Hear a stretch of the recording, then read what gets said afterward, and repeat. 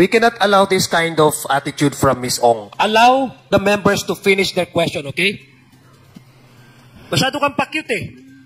Hindi po. Pasensya na rin po. Congressman, again, let me put in record that, again, he's lying.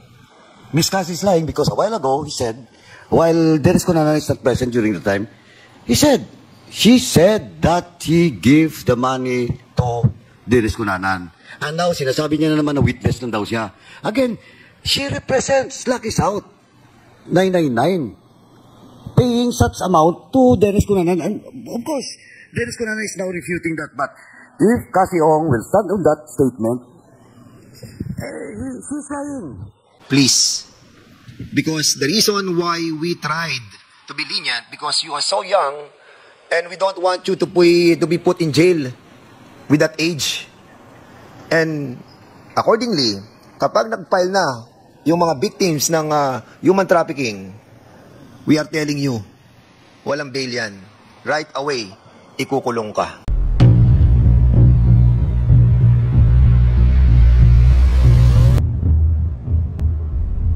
Are you aware of the WPP? Na-explain na po ng lawyer ko po. Ano sabi? Na-explain na sa'yo. Yes po, in-explain so ano na po masasabi mo sa WPP? That under Republic Act 6981. So, kasi yung waiver na binigay mo sa amin, tapos winihold mo, so, kung hindi mo na siya itutuloy, at hindi na natin malalaman yung mga sinasabi namin about doon sa mga bank transactions that you have issued, then, basically, mapupunta na talaga sa korte lahat yun. So, you will not have any opportunity anymore to enter into our WPP. With regards to Section 4, with regards to Section 4. Doon naman sa DOJ, they have also the process of entering the WPP. Pero we are giving you the opportunity, the fastest way, no? Here. Kasi in aid of legislation kami. But of course, certain lawyers, no? Law firm, siyempre gusto nila mahabang proseso sa korte. Di ba? You know that. Because, ano yan, may bayad ng lawyers eh. Di ba? Dito, mabilis yung proseso namin. And once you enter the WPP, no? If we see that your revelation entails that amount of being under the program, then, mamimitigate yung mga kaso that will be filed against you. Sige, go ahead. Hindi ko po sinasarado yung pag-waive ko po. Again, sinayin ko po siya that night. Nung binigay po ni Comsec po sa akin. Okay. Hindi po ako nagdalawang isip. Pero dahil nga po finalan nila ako ng kaso, I just want to, like, para maging protected din sa sarili ko. But you have to remember, yung filing ng kaso sa iyo, it's a for preliminary investigation. So ngayon, ang tanong ko sa iyo, Cassie, kasi sa dami-dami naman na pumasok ng pera doon sa Whirlwind, saka sa Lucky South. So, sino mga nare-remember mo that you issued check na mga kilalang personalidad? Wala po. Wala ko na-issue? Sa pagkakaalala. Wala po. Sa pagkakaalala mo? Sa pagkakaalala ka ba? Hindi po. I mean, sa pagkakaalala ko po. Wala po. You're under oath? Yes po. Kaya nga po, sa pagkakaalala ko po, wala po. Sa pagkakaalala mo? Opo. Alam mo, magandang sagot yan eh. Kasi kapag na-corner ka naman, sasabihin mo, ay naku, nakalimutan ko kasi yun. Di ba? Hindi po. Diba? Ang alam ko po, wala po. Wala kang naalala na politiko, senador, gobernador, mayor, congressman? Wala po. Wala po. Wala? Wala po. Okay, cash. Yung binigay mong cash. Saan po? Sa mga tao sa likod ng Pogo. Connected sa Pogo po. Oo, yes. Again, Mr. Chair, wala din. Hindi po ako ang nagbibigay. Operational ng Pogo. Okay, so, we're trying to make it sure, no? Cassie, ha? Ayan, sabi ni Chairman Akop, talaga. Alam mo kasi, Cassie, kindly wrap up. We wanted to help you, no? Kasi 58% yung ownership mo ng Whirlwind. And when you issued a transmission of money to PAGCOR amounting to more than $500,000, including the $50,000 cash, no? Medyo questionable na sa amin yun eh. Kasi siyempre, for a young businesswoman as you are, no? Parang yung paghahawak mo ng ganung malaking pera, eh medyo mag-iisip kami kung talagang galing sa'yo. Or, I mean, sino nagbigay sa'yo ng ganung kalaking pera? Regarding naman sa PAGCOR payments po, Hindi po siya galing sa amin at hindi po siya galing sa Wordwin. Galing po siya sa Lucky South. Correct. Lucky South. Sa renter, yeah. Yeah, Lucky South 99. Yes, galing sa mga okay lang po i-explain ko. Yes, sige, go ahead. Oo. Kasi ito yung issue mong ano. Yes po. That's why nandyan po yung pangalan ko po. Ako po yung authorized po ng Lucky South para magbayad po niyan. Yes, correct. Opo. So ngayon, Yung pera na po yan, hindi ko po in-issue from my own. Hindi din po siya galing sa corporation po namin. wait. In-issue mo tong $200,000 sa account number 340-403-7632. Yun yung sa Pagcor Dollar Fund. At ito naman ang galing sa iyo, Catherine Ong, Lucky South Outsourcing Incorporated, OGL 23-1102. Tapos, andito yung account number. So, kaninong pera yon? Yung pera po yun, galing po sa Lucky South. Na ikaw ang nag-issue. Na ako po yung nagbayad. Sige, kaya nga, wire transfer. Hindi po siya transfer. Binayad mo ng cash? Yes po, sa Land Bank po. Ayan po yung resibo po.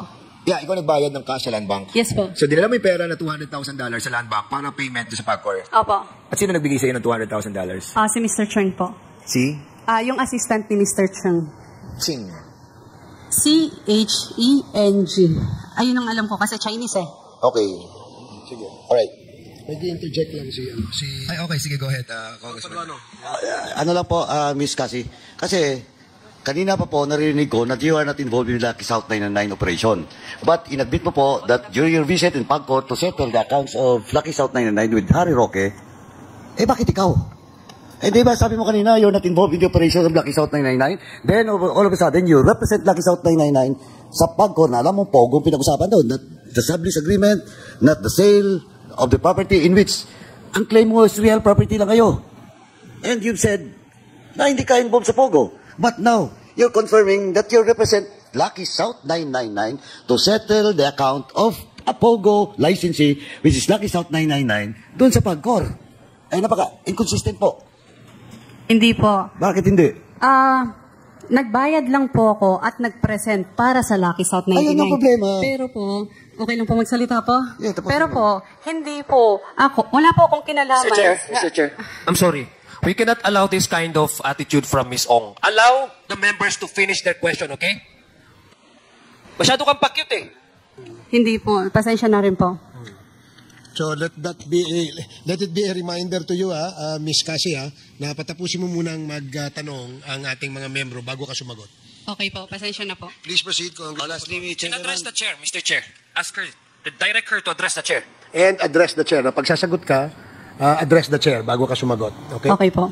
Thank you. Thank you, Chairman. Let it be put on record that Cassie Ong is lying because inconsistent po yung sinasabi niya kanina. Nakikinig lang po ako, is not representing Lucky South 999, but here comes the payment of accounts. Siya po ang bumayad. Kahit sabihin mo pa po, hindi mo pera from Chen, but still, you represent Lucky South 99 in Pagcor to settle that account. That's on record. At pag dinay mo, you're lying na. Thank you, Congressman Paduano. Please proceed, Congressman Fernandez. Okay, Cassie, etong there was an issue between you and Mr. Dennis Cunanan with regards to the $500,000 that supposedly Mr. Harry Roque told us that you gave to Dennis Cunanan. What's the truth about this? Ano po dyan is, ang sabi po ni Dennis Cunanan is, naloko po siya. Pero nagbigay ka ng $500,000 kay Dennis Cunanan? Because Dennis Cunanan was denying under oath that he received $500,000 from you. I think hindi po. Nagbigay ka ba o hindi? Nagbigay po pero hindi po buong 500 po. Magkano binigay mo? I-double check ko po. Cassandra, panay ka check ha?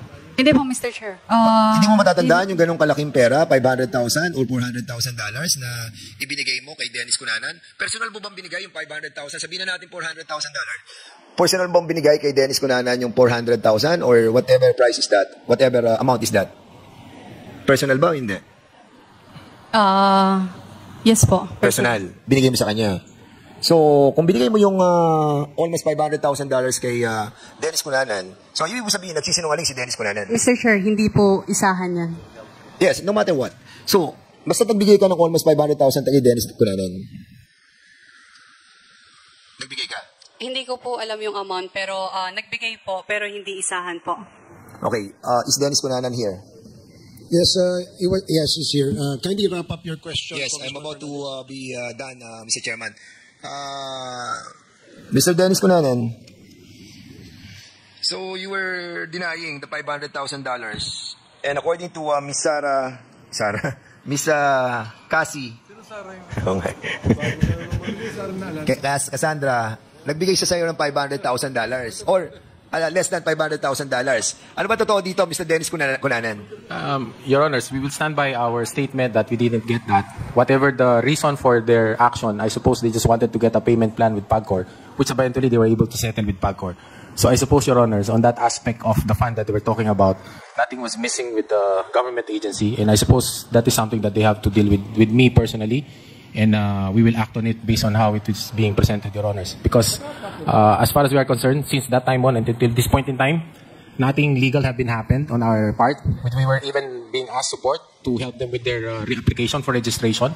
So if that thing happened, I suppose they will not even call back on me and ask for support, particular to their re-registration, reapplication for registration. Yeah, okay. Were you able to hear what she just said on this committee regarding the $500,000? That you misuse the money of $500,000. Is that correct, Cassie? Ang pagkakaalam ko po is parang naloko po siya. Naloko ka daw? Opo, pero hindi, ang alam ko po is hindi po. But you are denying that you accepted money from Cassie Ong. Yes, Your Honor, because we don't deal directly. So in other words, Mr. Chairman, somebody is lying between the two. Maliwanag na maliwanag. May nagsisinungaling sa inyong dalawa. Hindi namin malaman kung ikaw o si Cassie. Your Honors, if I may, when I was working for them as their liaison, particular to their application for registration, we did. We helped them facilitate their fees with PAGCOR, and these were properly documented. That's why they got their license. Okay, thank you. Cassie, meron ka bang what you call this acknowledgement, receipt that you have given him the staggered amount of $500,000? Mr. Chair, bali, naging witnesses lang po ako ng mga panahon na yon. Naging pero, what? Naging what? Naging witness lang po. Chair. Pero, Point of order. Yes, sir. What is the point of order, Congressman Ako? The resource person has not been recognized by the chair and she is answering. Yeah. That's the rule that I stated this morning, Mr. Chair, that before a resource person can answer or say anything, he must ask permission. Okay. Permission from the chair. Attorney, can you please advise your client for the last time that she has to first be recognized by the chair, second, address the chair before she replies to any question propounded by the member. Okay, thank you. Last warning. So again, Cassie, I will repeat my question. Do you have an acknowledgement receipt regarding the your giving the staggered payments to Mr. Dennis Cunanan? pwede na po. You ask permission. Mr. Chair, you Mr. always say, Chair, pwede na po. Say Mr. Chair. Sige, sagutin mo siya and then you say, Mr. Chair. Mr. Chair, sagutin mo siya. Okay po. Pasensya na po. Mr. Chair, always start with your statement with Mr. Chair. Okay. Okay, Mr. Chair, bali po, naging witnesses lang po ako nung mga panahon na yon na to proof na parang na ako lang, tawag doon, dumaan po talaga yung money kay Mr. Dennis Cunanan po. What do you mean by witnesses? I mean, naging witness ka. Pero ang sabi mo kanina, ibinigay mo staggered yung pera. So, paano ka naging witness sa isang bagay na pagbibigay mo? Sinong, I cannot get it. Mr. Chair, pwede mo po. Mr. Herbali po, may ibang tao nag-aabot sa kanya. Nandun lang po ako. Is this true, Mr. Dennis Cunanan? Sino yung nag-aabot? Again, Your Honors, whatever were entrusted to us at that time were properly documented and were properly, because they will not have their license if we haven't done our part and our role. So whatever the transactions that went through with them internally, by the time I was out, wala na po akong alam doon sa mga nangyari. Mr. Chair, quick manifestation. Mr. Cunanan is not being responsive to the Honorable Dan Fernandez because he was asking for a confirmation if it is true that Cassandra Ong was only witnessing the handing of money to Dennis Cunanan. No, ma'am. So it is Your not Honors, true. no. Yes, ma'am.